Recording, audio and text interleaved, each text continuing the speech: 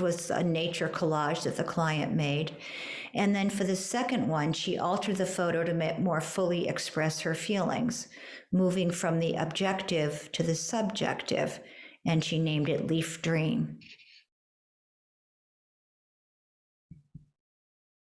And these next ones were some pictures that I did myself.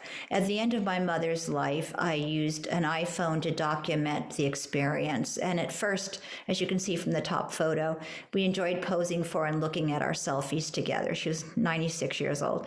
And I sent the selfies off to family members who were not nearby. And later, the photographs captured her journey from pain and terminal delirium to her final days.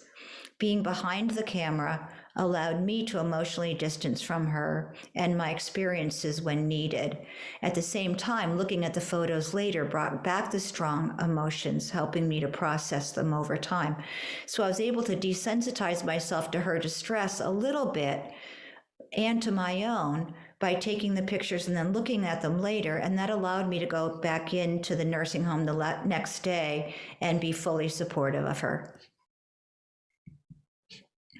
On the left is a photo I took several weeks before she died. And I made the collage about 6 months after her death, using photos of her from early childhood to several days before her death, and ephemera, including a love letter my father had sent to her during the Second World War. To me, it looks disorganized, reflecting my many different feelings. I was sad, angry, I felt bad about the way she died, I felt guilty, and those feelings were still really strong.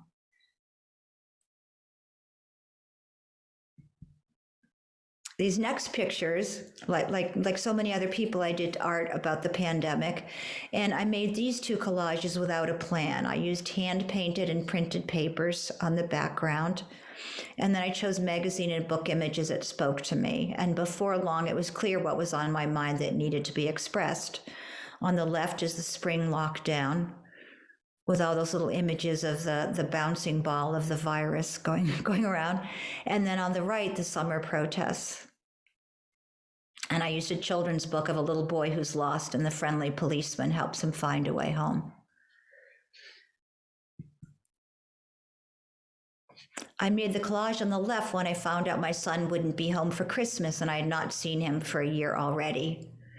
And while the first three collages became about the pandemic as I was choosing the images, this one on the right became part of the series later. I had been vaccinated, but I was very nervous about going out, and I made this collage of this little boy who looks so anxious about leaving the gate. His little friend is happy. He looks terrified. He's got a little bottle of milk to cheer him up, and he still doesn't want to go out. And I realized that was all about how I was feeling at the time, even though I thought I would be much more relieved at that point. So I added my vaccine sticker as a son, and the picture was finished. So how does art heal? I have some thoughts, and you might have some of your own to add to the list. Art expresses pain and conflict. It explores the wounds. Making art helps us to break away from our pain, go beyond it, and heal. It can move us beyond ourselves in a transcendent and even spiritual way. Art attempts to tell a story of our experience. Art often communicates to ourselves and others better than words do, and the viewer experiences our feelings. The act of creating brings joy, intense focus and concentration, and a respite from the world. It can be fun. We are driven to do it, whether with words, music, or images, or dance. I should add dance. Art can be a meaningful distraction from our pain by refocusing our attention and energy and creating beauty. And the beauty of nature inspires many artists. So I'm going to show some of the art in the exhibit and some of the artist statements because they say so much better than what I can say. The first one is Wounded Heart, and she wrote, "Wounded Heart was created during a time of grieving over losses and disappointments. My heart really felt torn, wounded, and bruised both by personal losses and the losses experienced by my clients. The tactile experience of forming the paper clay heart with purposeful shredded holes and edges was extremely satisfying. Adding the mostly red paint and the shredded bits of burlap and thread expressed even more thoroughly my sadness and woundedness. I was able to leave some part of my grief inside this work of art, and my heart was eased as a result. Comfort. I've always found it difficult to express myself with words. Perhaps that is why I was drawn to art from a young age. Art allows me to express the inexpressible, the things I have no words for. As I've grown older, creating intuitively allows me to process difficult feelings and experiences. I might not even know what it is I'm feeling until I begin to let it flow out of me. After creating, I feel a sense of relief and peace.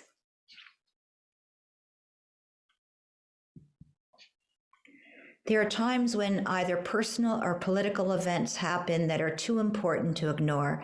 I am then compelled to express my reaction to them in my art. I know I've achieved this when I often cry at their completion. I can then present them for others to consider. Vulnerable was painted after a long pulmonary illness that kept me out of work and in the hospital for a while. I recovered right before the coronavirus pandemic struck. This virus scared me and brought up ideas of vulnerability, which ultimately led me to think about being a woman in general. The result is this painting, this powerful painting. Prison of the Mind was the first significant collage I made for the purpose of helping to manage and express my emotions. It reflected my experience of dealing with depression. I have used art making to help me cope with the difficulties of life. I have used it also to draw towards myself what I strive for and envision.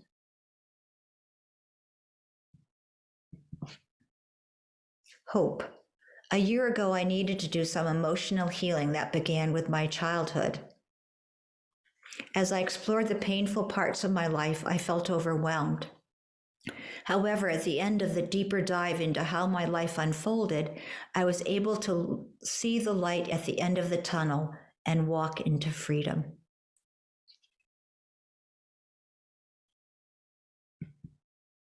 Tied up. Most of the time, I deliberately try not to decide what a piece will be about before I start. Deciding first for me historically has interfered with the process, and I lose spontaneity and ultimately creativity. Making art is a space where I can be totally centered, focused, and lose awareness of internal and external concerns. This is very healing for me. At some point, I may recognize a theme and build on it. Other times, it is not until later that a title and the possible meaning reveals itself.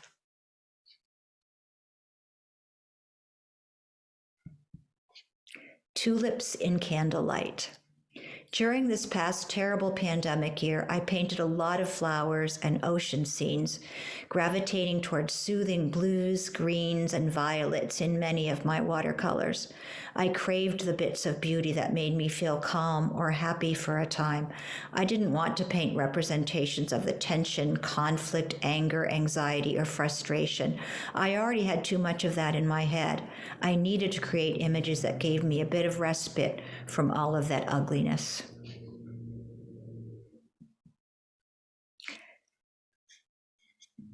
The Knitting Lady recognizes my lifelong connection with knitting, a healing craft, both for its tactile relaxation and the artifacts I produced.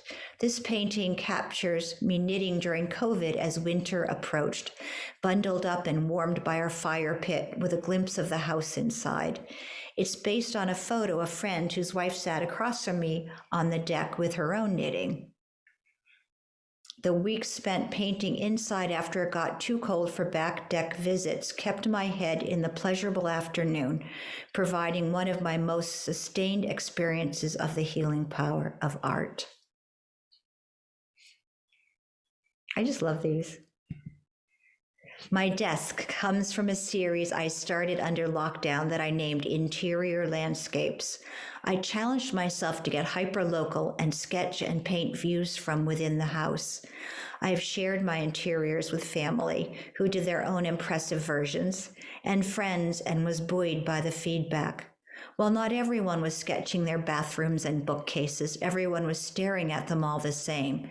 These pieces forged connections during a time when we all needed them.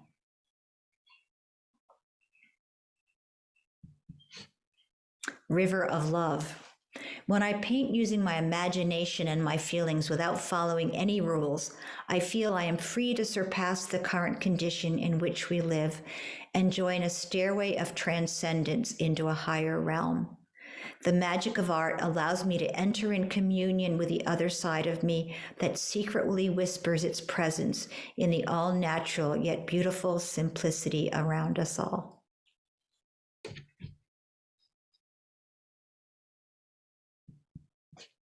The colors of healing.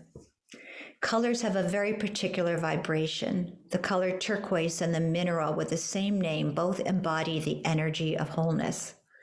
Magenta vibrates with the energies of harmony and emotional balance. Gold is the quintessential color of healing. It symbolizes spirituality, higher understanding, and communion with Source, with all that is. Blue, the dominant color in the painting, vibrates with the vastness of the sky, conferring a sense of peace, serenity, and connection to a higher consciousness. From conception to completion, both in creating the art and finally in meditating with it, I was able to come to a place of peace, deep love, healing, and trust in divine timing.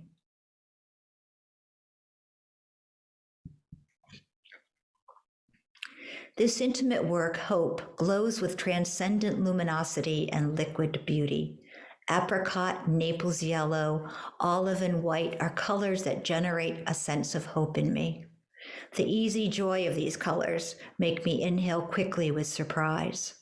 I painted this on Chinese New Year and used Chinese New Year money for collage element because I wanted to mark the day. A sunrise in blinding white speaks in Turner's language. It tells us that even as the ominous wave breaks on the shore, relief is coming.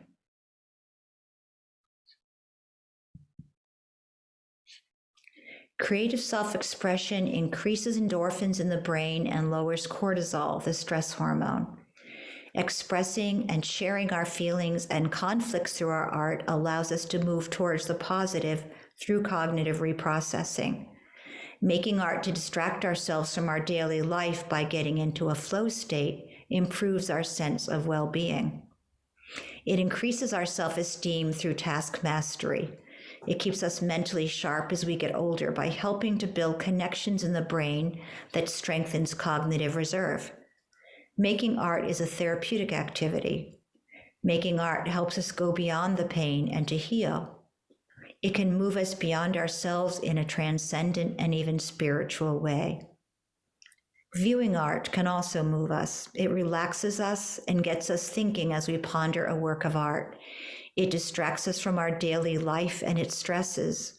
Art is also communication with the artist that can affect and change us as viewers, particularly when we share the feelings expressed in the art. I want to thank the artists who allowed me to share their artist statements and their work, and to thank all the artists who submitted the work for this show. The work and the artist comments about them are so rich and powerful and personal, and were really an honor to view. Thank you. Thank you so much, Elaine. Thank you. That was wonderful. That was a very powerful presentation. Thank you. And I think as we were reviewing the work, as the submissions were coming in, I think the three of us were all moved as we were reviewing these pieces. I think to see them within this context is even more powerful. And as Elaine just mentioned, the artist statements really added an extra dimension to these pieces of art that, as I said, I thank the artists for submitting work that was so personal, emotional, powerful, sometimes difficult, but really added to the richness of this exhibit. So thank you very much. And thank you, Elaine, for sharing your personal experience with your mother and the other collages that you shared. Thank you. It was really wonderful. Thank you so much. I've been conversing with our Belmont media person, Meredith. It seems like the chat isn't working. I couldn't find it. And I had said before, if you wanted to put questions in the chat, then Rebecca and I would be reading them out later. I don't see any. So maybe what we'll do toward the end is to have you raise your hands and we'll take a few questions. But in the meantime, after that wonderful presentation, we can take a minute to kind of absorb all of that and listen to Sarah Ellison again, who's going to play another piece, this time someone I've never heard of. Sarah, did you want to tell us a little bit about it? Sure. So the next piece I'm going to play is by an American composer who you may have heard but not known, whose name is Coleridge Taylor Perkinson. He was a Black American composer named after an Afro-English composer whose last name was Coleridge Taylor. And he did a wide range of music. His interests ranged from jazz to pop to dance to classical music. He composed for TV. He composed for film scores. He played piano briefly for Max Roach's jazz quartet. And he was music director for the Alvin Ailey American Dance Theater for a while. His music has a blend of Baroque counterpoint, American Romanticism, a bit of blues, spirituals, folk music, and really interesting rhythms. This is from a set of pieces called Lamentations, a Black folk song suite for solo cello, and it comes from 1973. And I'm going to play the second movement, which is called Song Form, and I don't understand what song form means, except perhaps that something gets repeated, as if you have a chorus. That's my guess. I'm not really sure. It's very, very different from Bach. So it's very 20th century music, just to forewarn you.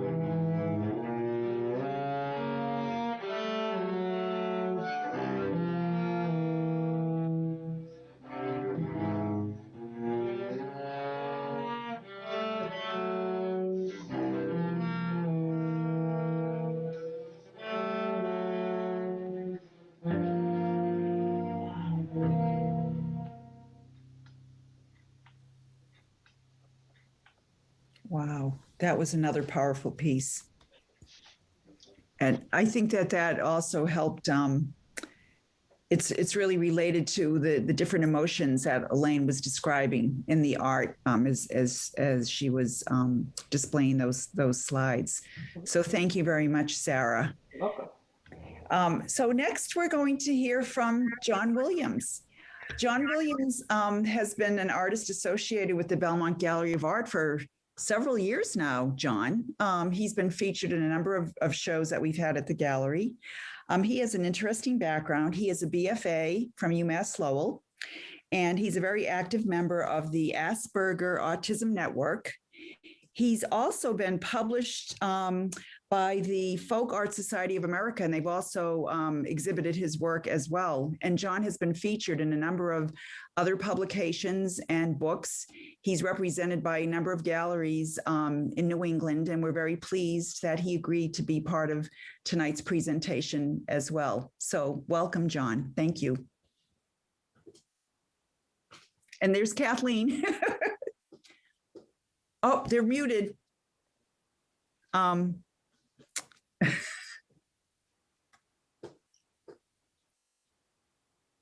Did you not hear me? Am I muted? I'm not muted, was I? No.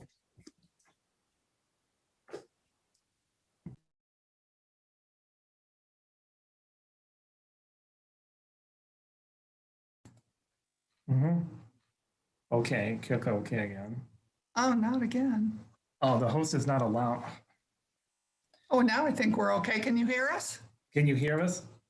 We can hear you. Good. That's, what was that about? Okay, Okay. you go ahead.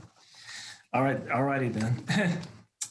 Well, as some of you already probably know by now, my name is John Williams, and I personally like to thank Rebecca and A. Dean for inviting me to speak about my art process and its role in my life, at least. I am grateful for this opportunity and for your support in all of the exhibits where my work has been shown in Belmont. Tonight, I will tell you about how, well, art has transformed my life, and allow me to share the screen so you can see the slides. See. Where is it?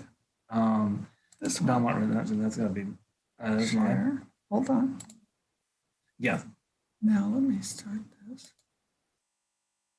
From the beginning. Hmm. Did you say play from the beginning? Here.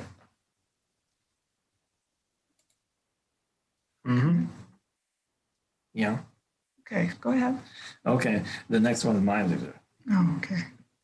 Yes. As you probably know, I have, autism and I experience the world as a chaotic place where I'm constantly bombarded with stimuli that hit me with the same force, whether it's sounds, visual stimuli, smells, or even the feel of the clothes I'm wearing. Thoughts swirl endlessly around in my head, and I worry almost all the time. So, and don't let the smiling face fool you either. The anxiety is always present and sometimes overwhelming. At the age of 4, I discovered clay modeling, and I can still remember the first time I ever held a piece of clay in my hand. I could lose myself in my own creative world and calm my nerves. Although I had trouble with fine motor skills like holding a pencil, the clay was soft and forgiving, and I began creating dinosaurs and other fanciful creatures with my own creative twists, if you will. I could work without even looking at the clay and just feeling the creatures emerge, and they really certainly looked alive. I cannot overstate how critical this art form was to my early development. I had solo shows in school, providing a bridge to my peers, and when social interaction was rather difficult for me. And I continued working with clay through high school and college, expecting to become a sculptor, actually. And these sculptures were part of a series on anatomy. However, anxiety about the facilities required, for sculpting caused me to reconsider, much to the disappointment of my advisor, who clearly admired my sculptural work very much. I then graduated from UMass Lowell with a bachelor's in fine arts. And by this time, I had become very absorbed in studying history. And I remember this collage portrait I made in high school. I thought it would be interesting, to combine this collage technique with my historical interests to create new perspectives on famous people. Collage provided another tactile medium to pursue. I considered collage to be a metaphor for living with autism, trying to make sense of the world by sorting out the chaos of all these little pieces of paper and piece them together to create a totally new and unified image. And here you can see Winston Churchill in progress. And here we have the end product. While recognizable, presents an entirely new perspective on the subject. Although I make a drawing to begin, the piece seems to design itself through a discovery process as the paper is applied. It's kind of like breathing life into the subject. And honestly, sometimes I don't know how it happens. It just kind of comes naturally to me. And sometimes the result is joyful, like, for example, here is Ray Charles and saxophone. Art is more than self-expression for me. It is a way of exploring and understanding the world. I study my subjects in great detail to find what kind of personality and character they had and what they might have been feeling. It is hard for autistic people to be empathetic, and it's certainly true for me. But somehow I can work on it through my art. Through expressing the emotions of my subjects, I get more in touch with my own. Here you can see the fatigue and melancholy on Abraham Lincoln's face. Another good example is my portrait of Nicholas II of Russia, or known as the last Tsar, that is. I learned that he never wanted to be Tsar and was ill-suited to the role.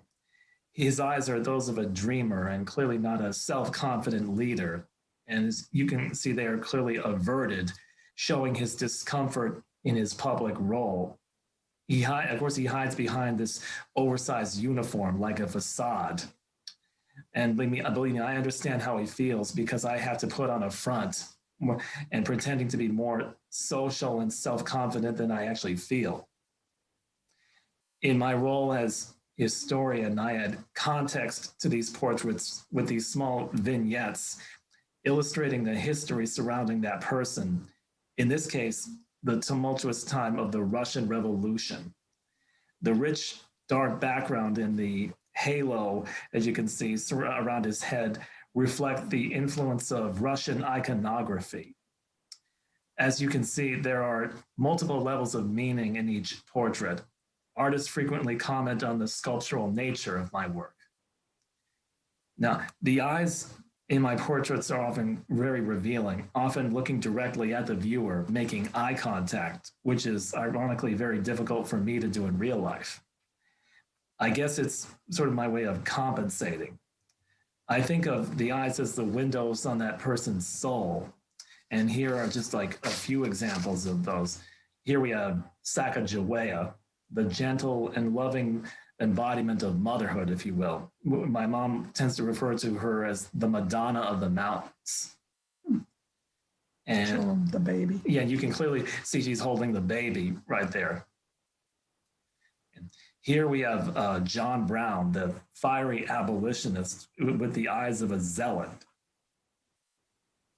And here, of course, is Kamala Harris, the clear-eyed leader preparing to tackle her new role as vice president. And this is my most recent portrait, by the way.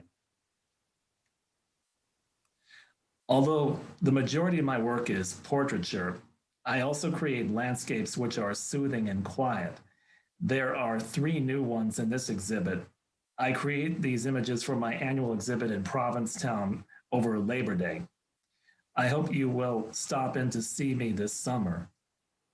In this case, in Cascades and Woodland Garden, I am exploring, creating the effect of moving water. And This piece is titled The Secret Garden and has been very well received. In fact, it's sold right away from my own website. I am currently working on another version of the garden wall right now. And my website is titled johnmwilliamsfineart.com. I am also on Facebook and Instagram too, by the way.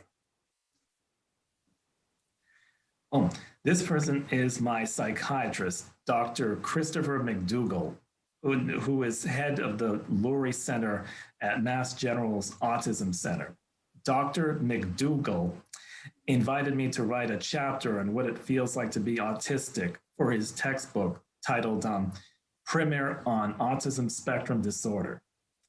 And this gave me an opportunity to help clinicians understand autism and to help families who are navigating the challenging autistic experience.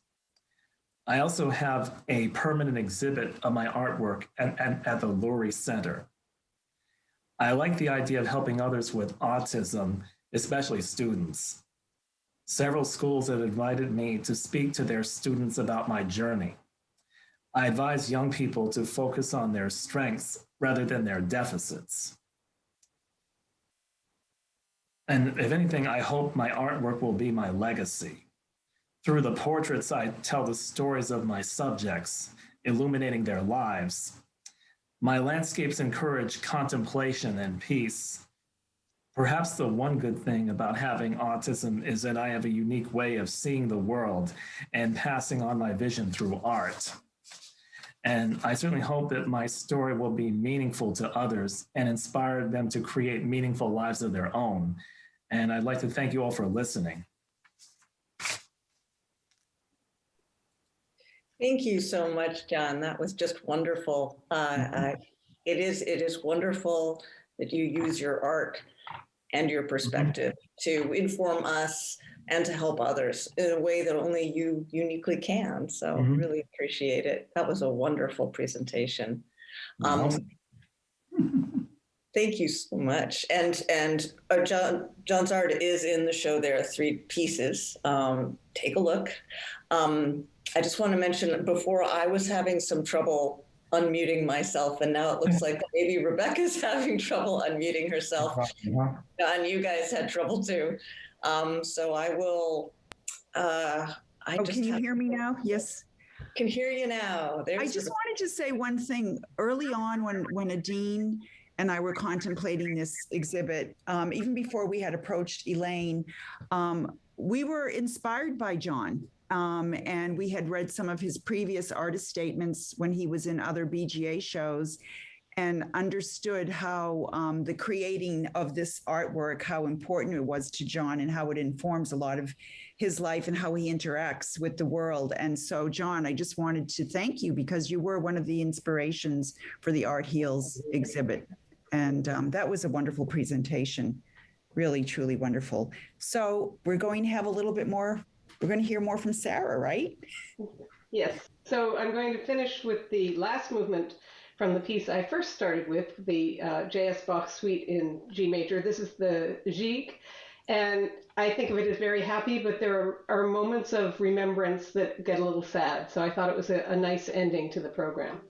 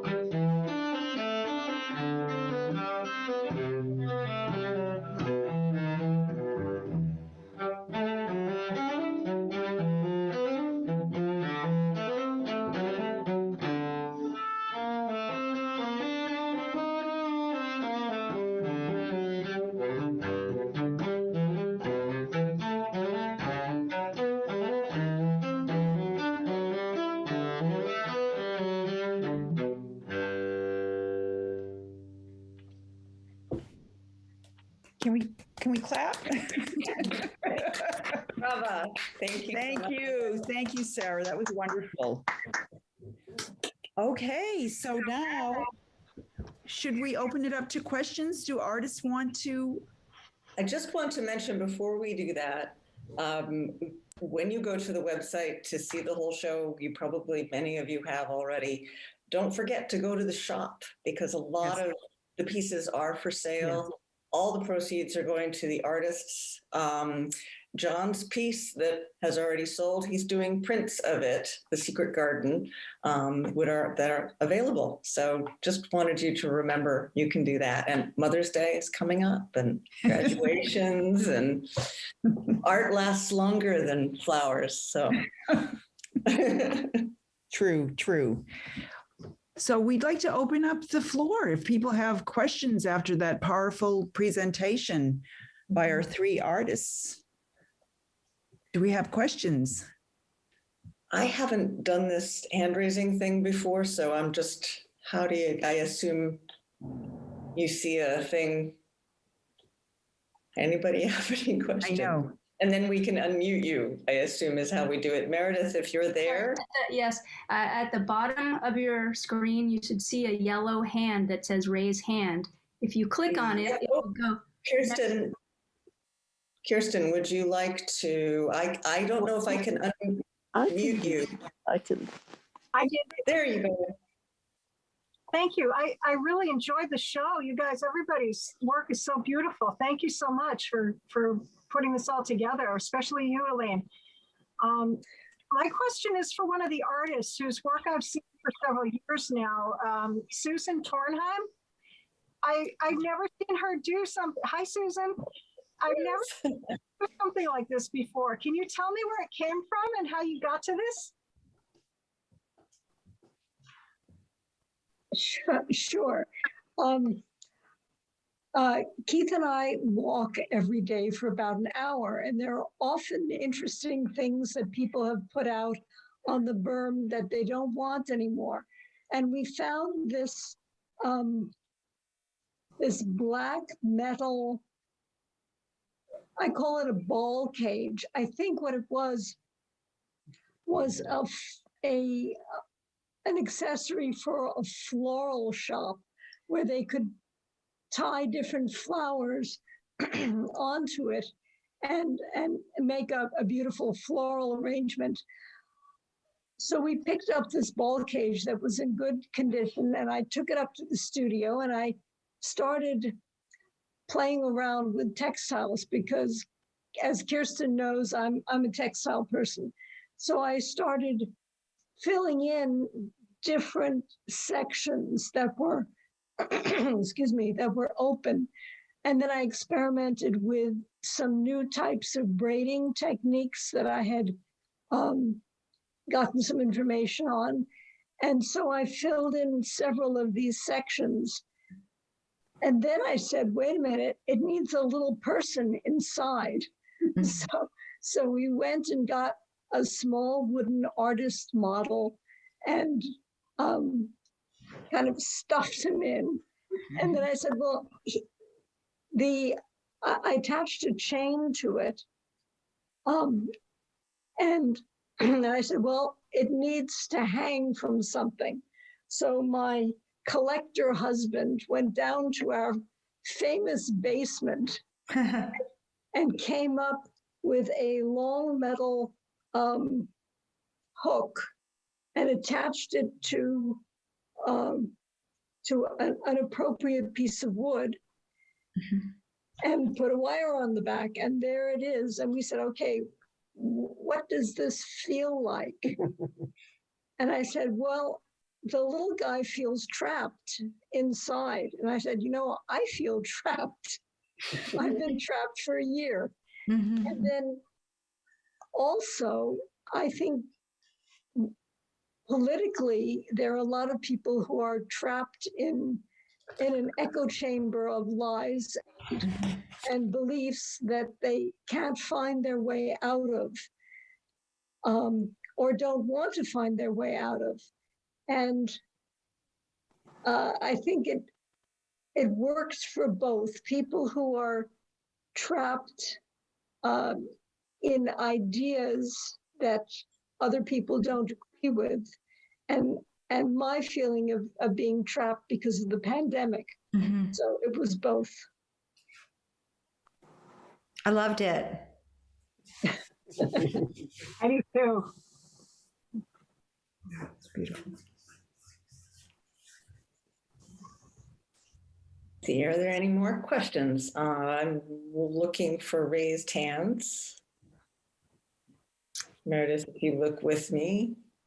Wait, is Kristen the one who just talked? Yes. Yes. Okay, I'm going to lower her hand. Okay. I have a question. If nobody else I'm seeing, I wanted to ask, Barbara Kibler is here, and there are these works, the Twisted Tree works that are just, in the end, we couldn't decide which ones to put and which ones not to put. So I just put them all up. It's just such a powerful series of work.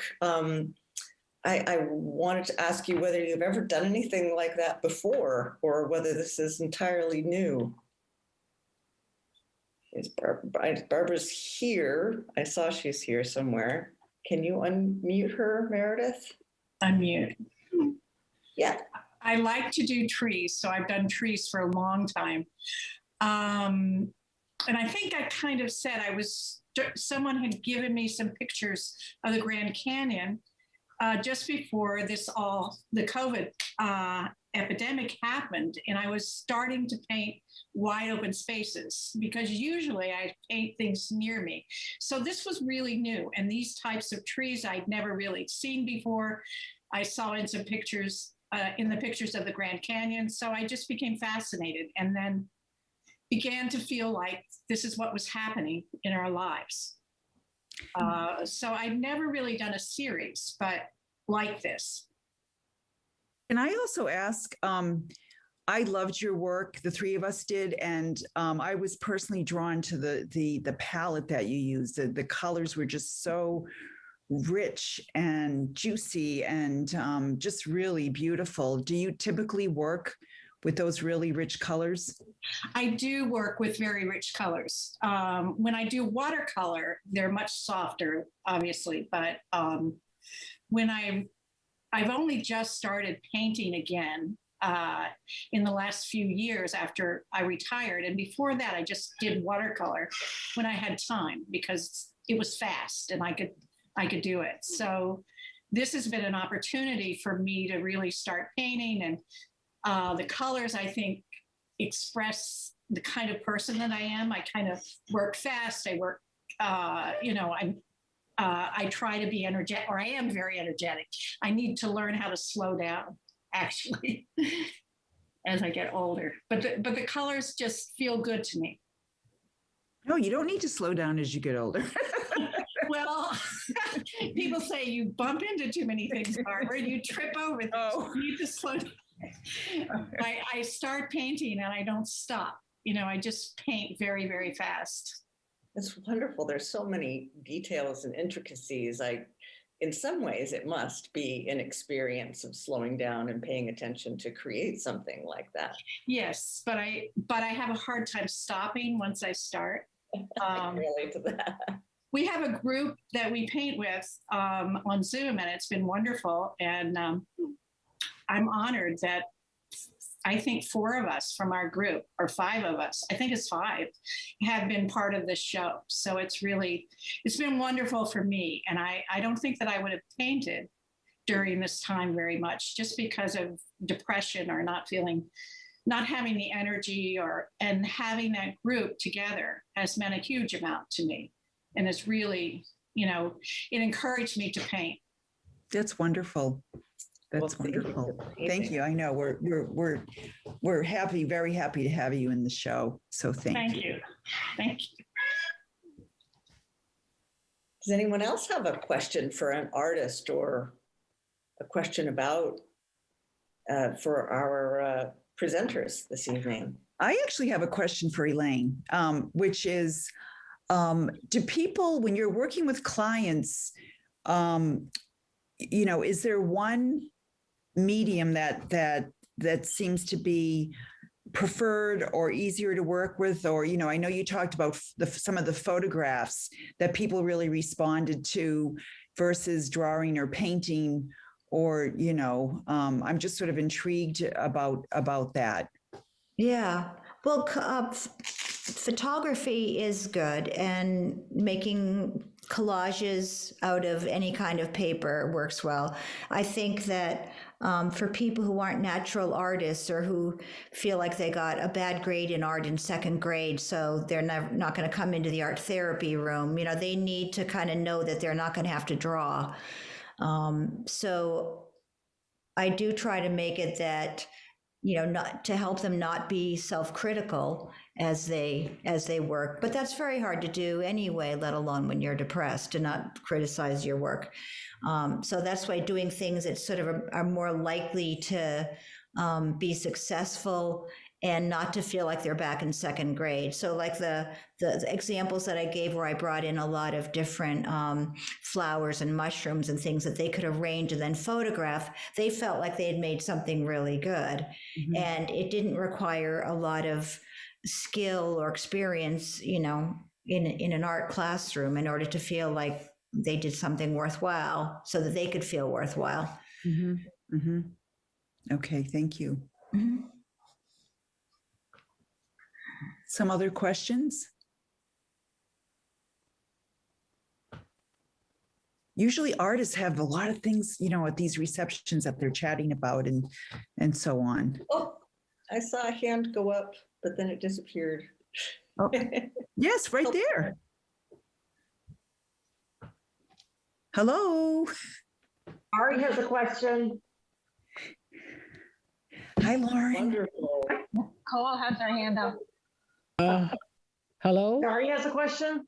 Yeah, I want, it's for John. I want to say to John, I think his art is very beautiful. Mm-hmm. And I want to thank you, John. You don't know, but my husband really isn't into art. And your work, he likes it very, very much.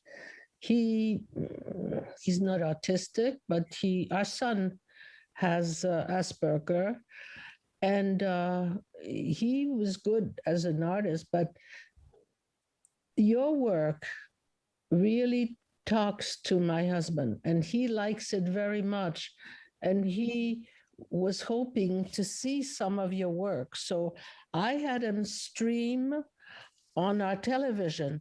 So I didn't know you were going to speak and show your work and explain it. It's quite a treat for him. And since it is streaming, I assume it's going to be on YouTube. I'm going to send it.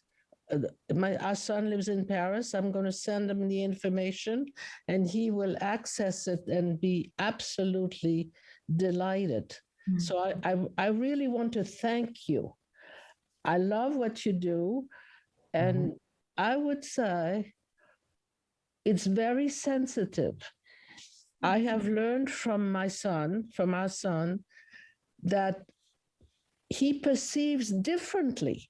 It doesn't mean there's no way of knowing what other people feel. That's not true. He knows, so I'm sure you do too. But you prove it with your work. So congratulations. I'm really impressed. I love it.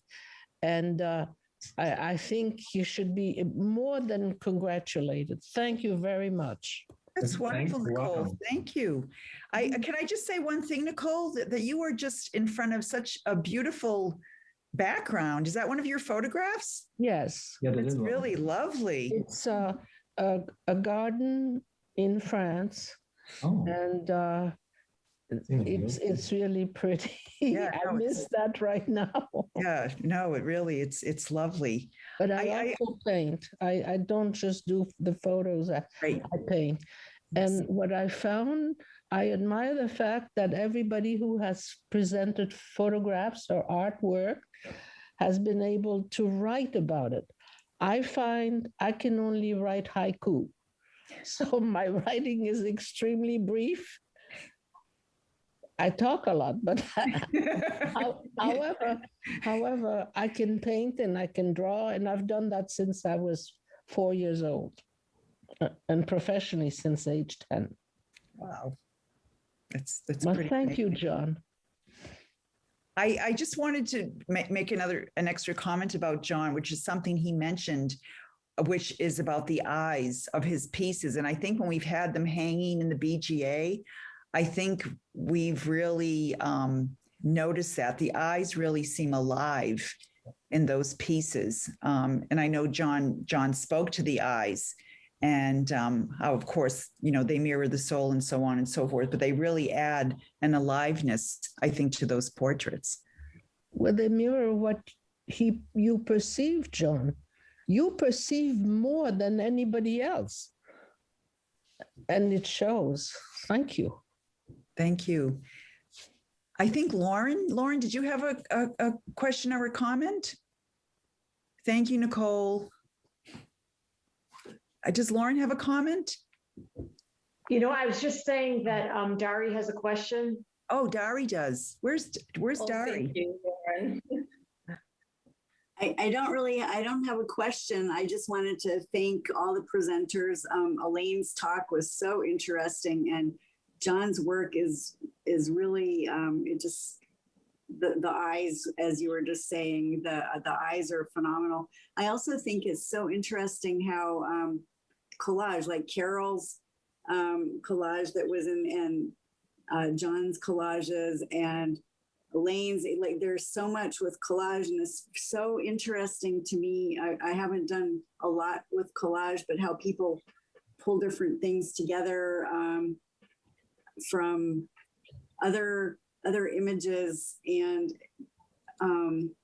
it's just wonderful. But art is so, it's been a hard year, and so this show is, I think, just the show by itself, the art heals. I think the show is therapeutic, even if even if the artwork wasn't intended by the individual artists to be a therapy exercise. And also what was being discussed about how people feeling insecure, and as their children, my daughter is just getting ready to start grad school to become an art educator. And one of the things she said in her essay, I remember reading it before she submitted it, was when she was in middle school, and there was a kid who was a troublemaker and, got kicked out of art class because he couldn't, he like made a mess, and they were all horrified. And then later, when she was interning at the MFA, there was another troublemaking, young man who was probably 11 years older, and he was frustrated. He was just causing trouble, and she had to take him out in the hallway. And she said, she just started talking to him, and he started filling with his shoelaces and started making these creative shapes with his shoelaces. And he said, well, he couldn't do anything. His sister was, good at it. And so her goal was kind of like art therapy, to when she gets into the classroom, to be able to make all kids feel like whatever they are able to create and want to create are, good and worthwhile, an expression of themselves. So this really ties in. So I hope, she's packing right now because she's moving out after living with us for a year, so she can't join us to watch this, but I'm hoping I can share her Elaine's presentation with her later, because I think it will be very informative. So anyway, thank you everyone who participated. Thank you, Dari. The video will be on together. the website. Yeah, great. Video will be on the website, Dari, so you can share it with her, and maybe after a year or so she could come and talk with us. Right, she could talk. I feel so strongly that every person can create, and so much insecurity or a sense of, whether it's an older sister or other people, well, they can do it and I can't. It's just a matter of finding the door and going through it, trying it out. I loved seeing John's clay sculptures. Oh, I know. That you didn't have to look at them. You could feel these creatures coming alive. And that's wonderful that art could be through so many different senses. It doesn't have to be just visual. So speaking of which, Sarah Ellison, does anyone have any music questions. Oh, before that, I see Jean Mooney has a question. Oh, wonderful. Thank you. Hi there. Thank you so much for this presentation tonight. Elaine, I wanted to ask you, I hope I don't get too political here, but in terms of talking about funding art education and coming out of this pandemic and talking to schools, the importance of social emotional learning and our kids returning to school after this time, and really what you might see the importance more than ever, actually, of having art in school. And in a time of cutting Belmont, budgets, Belmont also just did not pass an override for funding, which is on my mind. But could you speak to perhaps how more than ever art could be something that's even more important moving forward as kids get back into school, and how our communities need to realize, just as that, not what kids need in school. And it's a way for them to process the social emotional learning. Mm-hmm. Yeah. I mean, I don't work with children in a school setting, but it's so clear that not all kids learn through, math or words, or, some of the kids who really do best with art, and that's their, that's where they get their self-esteem, and there needs to be time and a place for it. And just the amount of social and emotional growth that you get through art. Yeah, it's very sad for art therapists and art teachers to sort of think about it being cut back. Well, even, Elaine, when I first became aware of you, I think it was probably at the start of your career, when I was contemplating going to school to get a degree in art therapy, which I still regret to this day I did not do. But I remember at the time it was not a widely accepted form of therapy. A lot of, there were some naysayers or whatever. And of course now it's been heavily embraced or whatever. People see a tremendous value in it. And so I'm just wondering, along the line, since you, when you first started out, have you also seen, obviously firsthand you have, right, how that I think the reason I knew about you for a long time is because it was Elaine Hawkes, Boston area art therapist, because there were so few, because again, it was, people seem suspicious of it, I guess, Yeah. So maybe you can just sort of speak to how there's been greater acceptance. I think there have been greater acceptance of the arts. And just when you think about hospitals now having Reiki healers come in, and, massage therapists and art therapists going on to cancer units and pediatric units, not just in psychiatric hospitals, but in medical units to help people. But it really is pretty new. And I think, we certainly don't get the salary to prove that we're really valued, but I think we are valued. Well, I was going to say Gail Erdos is a Belmont resident, and I forget the woman she does it with, Jean, but she has a partner, and I don't know, probably it's been suspended during COVID, but they started an organization in the last decade or so where they go into Boston Children's Hospital, and they go into, they work with children who are very sick, obviously, but they use art. It's their own form. They're not professional art therapists the way that you are, but they use art to sort of make the children feel better, brighten their day, address some of the trauma that they're going through. And they've really done a lot. Yeah. That's wonderful. I wanted to jump in there because I've volunteered at the Children's Room in Arlington for 20 years. It's a grief support center, and we have an entire art room, and every week kids just absolutely love it. And so it's really an expressive way. So I thank you so much for the work that you do, because I see it whenever I go over there and work with kids who are dealing with the loss of a loved one in their family. And it's great to see it. And sometimes they do the same project, 1 year and then the next year. And that same project is different in a different year because they're in a different space. So it's fascinating to watch that process. Yes. Yeah. Is there somebody else wanting to ask a question over there? Richard? Or not even ask a question. People just have comments. Rebecca, Richard Hill has his hand up. I thought that was Richard Hill. I do too. But Richard Hill is an artist, and he's been a longtime board member of the BGA. Hello, Richard. Hi, I finally figured out how to get my microphone unmuted. I have to hop on a phone call in a moment, but before I do, I wanted to take a step back and appreciate Rebecca and Adine.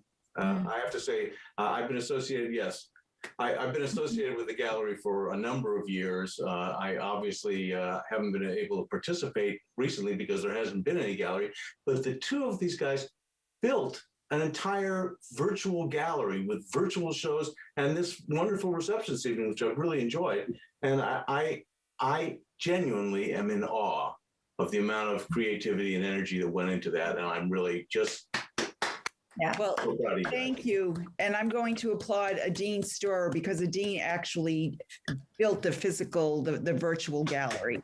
So she gets a lot of really a marvel, honest to God, of applause. So, all of you are the ones who are filling it. So yes. And the feedback Rebecca kept it all together, all the information, all the email and the communications and the insight about who could talk and well, we have a good partnership, you know. And Richard's part of the trio, you know, of long-term people who have been keeping the BGA alive. And I guess maybe I'll say right now, I have heard from town leaders that they're thinking that the physical space may be reopened by the end of May. So it's kind of a week-to-week sort of process, and it's but they're hoping. I don't know if we will be there before the fall, but I think, you know, in the fall we will hopefully have a virtual you know, gallery, and we'll have the physical space in the Homer building as well. And hello, Lydia. Hi. I loved your statement about your piece when Elaine was reading about the colors and the healing colors and the powerful colors, and you're one of those artists that you always bring light to the room wherever you are. I mean, you're just a very, you know, uplifting, positive person. And that's kind of what I wanted to make a statement about. First of all, I thank you so much to Elaine for including me in the presentation. Art therapy has been around for many, many years. And but it tended to be a purview of mental hospitals. In fact, I created one of the first curriculums for autistic children in juvenile delinquents in Toledo Mental Health Hospital. And I created a curriculum of education through the arts. So everything was taught starting from an artistic perspective. So that is 1960, 69, 70. It's been a long time. But when you talked about the light in the room, I don't know if it's me or it's just what I practice, because art to me has the ability to transport you into express things that you could not possibly express otherwise. Yeah. Art is a visual language. And when we start explaining it, we sort of dilute what it really is, which is the visual language. And that purity is what also permeates the rooms or the places where the art is installed. So not only the art heals and helps practitioners, people, artists to heal and develop, but they affect tremendously where they are installed. And I didn't know that for a long, long time because I used to do an interior design with feng shui, and I thought that the feng shui is what made a difference. Well, it turned out as I started painting more full time, that my clients tell me that the art is actually what does it. So I don't know which does, but what I do know is that the energy of color, which is what that painting that I enter is about, the energy of the texture, the energy of the feeling of the canvas, all that influences where they are installed. So when we create something and we think it's just us expressing ourselves and somebody buys it, what we created, our intention, continues to speak anywhere in where it's installed. So that makes art an incredibly powerful tool. Yes. Wow, that's a pretty profound statement. Wow, that's powerful. Wow. That's it. And I thank you so much. You created an amazing, this is the second amazing show. Thank you. Thank you very much. Looks like we've got a couple questions left and we have about 7 minutes left. I don't know who was I first. see a hand up next to Leah and Andrea. I don't know if they already asked questions. No. I only see the two hands. I see Leah and Andrea. I can go. I'll be very quick. I just wanted to thank Adine and Rebecca and Elaine. The show was amazing, and John and Sarah as well. I felt like the whole package was healing in itself. The music, the images, the words, everything put together was super powerful. And for someone, I'm an introvert, so sometimes art shows can be very intimidating. So in some ways, the virtual shows is right up my alley. And just the way you all put this together was really amazing, and I enjoyed it. So thank you so much. Very much, Leah. Thank you. Andrea. Hi, I just wanted to thank, first of all, John for inviting me to this show today. I got the link from him, and I live in the other part of the state, so I'm just really moved by the show itself and the comments that were made by the artists. And I live in the western part of the state where there's the Mass MoCA, which is that giant museum out in Adams, and I just felt like there was so much work that, you know, it could just fill so many of those big rooms with the pieces that you had, because it just felt like the screen for me felt it was too tight, you know, and it just felt like each piece had so much that spoke to me in so many ways. And I think one of the things that moved me about the show was that the diversity of the things that people were working toward healing from, whether it was pandemic or cancer or, you know, the depression and you know, mental illness and different aspects of how art touches all areas of health. And I just, you know, it's beautiful. And so I really loved hearing everybody speak and play tonight. It was just very meaningful. And I've shared the link with a number of folks in my community out here. And I hope that they'll check it out. I know some people have, you know, the nice thing about the pandemic is people have time at home to do things they might not otherwise do. And I also don't have to travel. Whereas if you do get this up, I would definitely come to see it because it's just brilliant and amazing. And there's nothing like seeing the size and the texture and the colors in person. So, but thank you for bringing it to us in this format so that, you know, we could enjoy it. So thank you. And thank you, so John. much. What wonderful comments. Thank you so much. I hope you'll come back and see us again. Jess Caruso has got a question, and we've got just a minute or two left. So I won't take very long. I don't really have a question. I just want to thank you all for doing this. This show, you know, this is the first time my work has been shown anywhere. And I just started painting again like 2 or 3 years ago.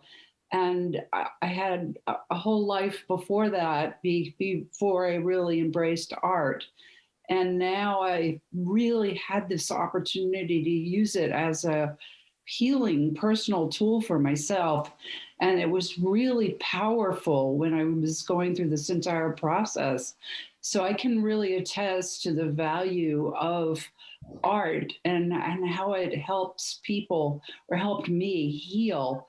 And then to be part of the group tonight and meet so many different talented people.